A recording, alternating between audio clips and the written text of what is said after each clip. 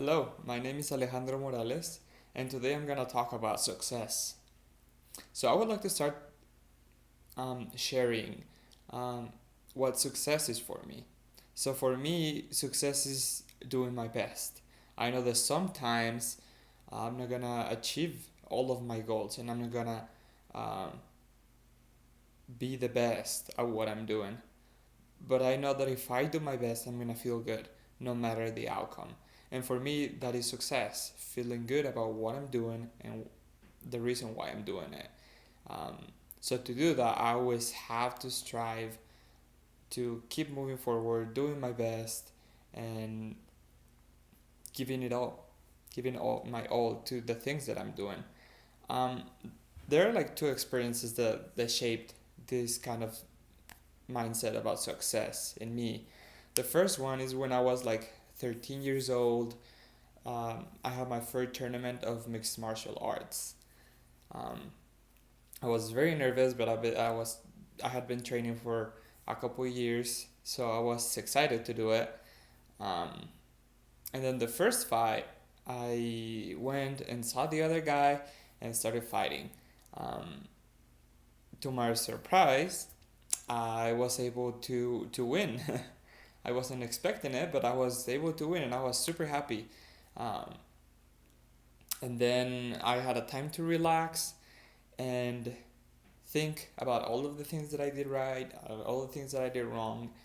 And then I got to my second fight.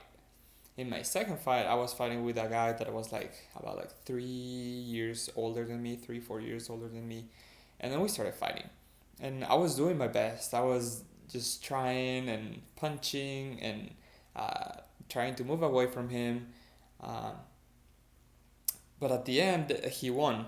He got me from behind and grabbed my neck, and I had to tap out. However, I feel good. I feel good about what I was doing. I feel good because I was doing the best that I could. And to me, that was the most important thing. I feel good about myself, and I feel good about my fights.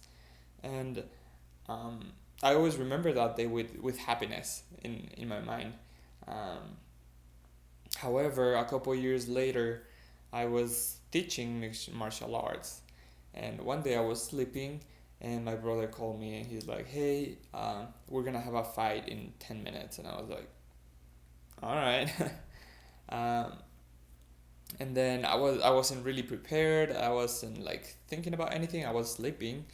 So when I got to the fight, um, it was a guy of my age, probably a year older, and we started fighting. Um, However, I wasn't doing my best.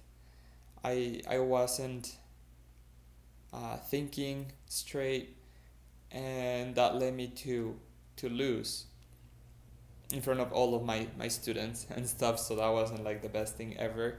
But what made me feel bad about that, it was that I wasn't honestly giving my best.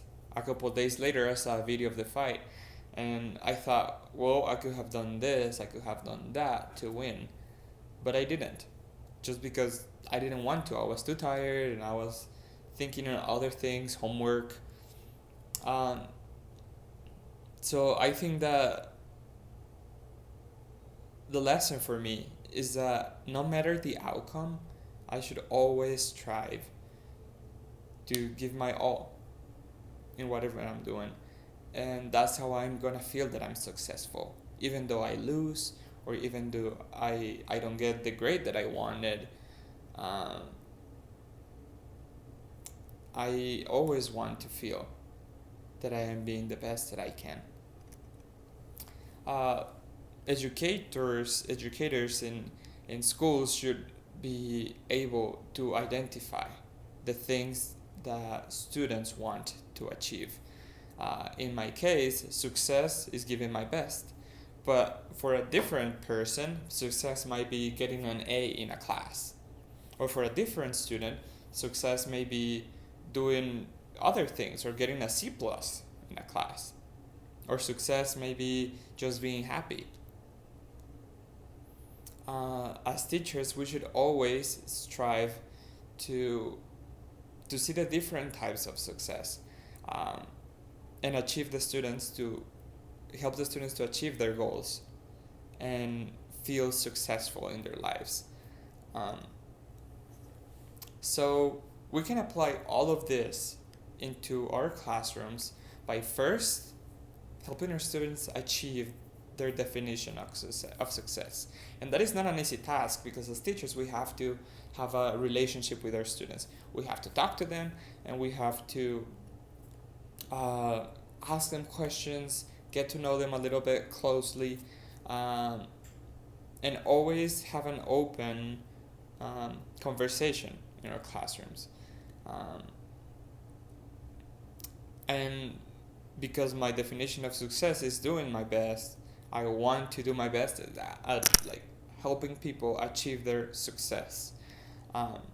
Elder Terence and Vincent from the 70s said in the last General Conference, giving our all doesn't mean that we will be continually enveloped in blessings or always have success, but it does mean that we will have joy. I want my students to have joy. I want my students to feel that they are being successful in life, no matter what is going on in their lives, and no matter what's going on in their families, no matter what's going on with their friends. I want them to feel successful. And what I would do is I would just be in a classroom and ask the students, what is your definition of success? And once I know their definition of success, I'll be able to help them.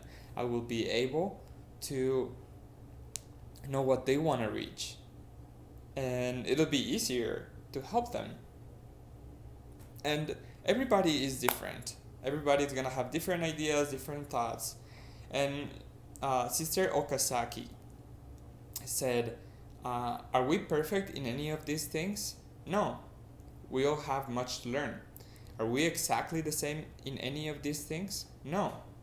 We are all at different points on our journey back to our Father in heaven. So even though we have different goals, we have a common path that we go through. And the final destination is always going to be the same. So even though everybody is different, we can find the common things. Now, second, experiences forge us.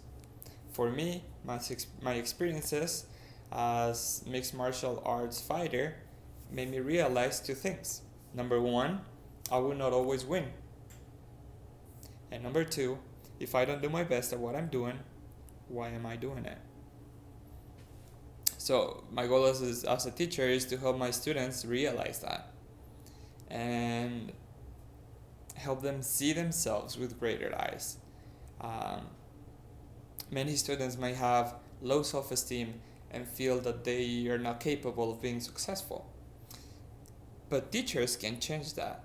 And according to Parrish, what we achieve, how we think, how we act, and how we perceive our capabilities can be influenced by the expectations of those around us.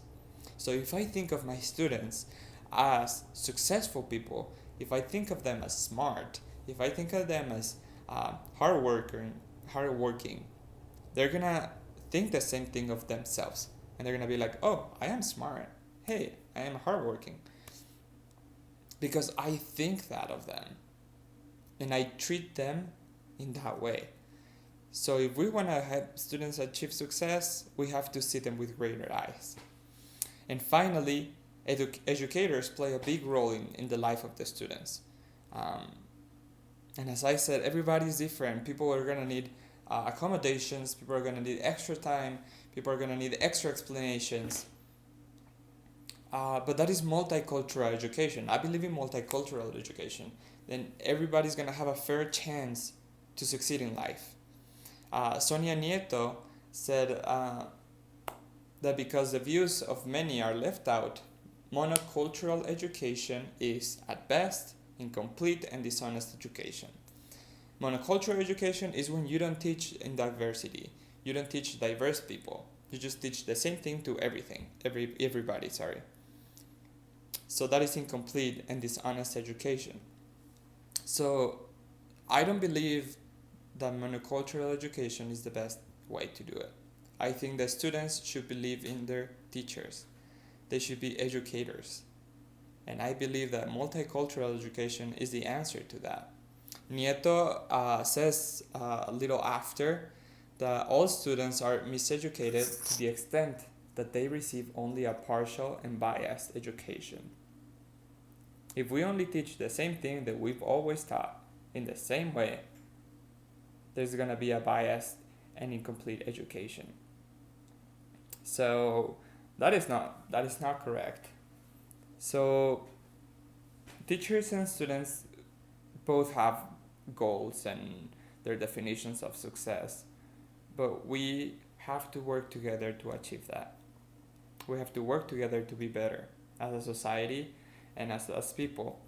Um, Nieto said at the end of one of the readings that we had that the curriculum is full of that we should be in a society where the curriculum is full of histories, viewpoints, and insights of both male and female. And students will be encouraged to become critical thinkers. Teachers, families, and students will have the opportunity to work together. I believe in this kind of schools. I believe in this kind of society where we can work together and we can have multicultural education in all of the levels of education. So this is my presentation for today. Thank you very much for watching.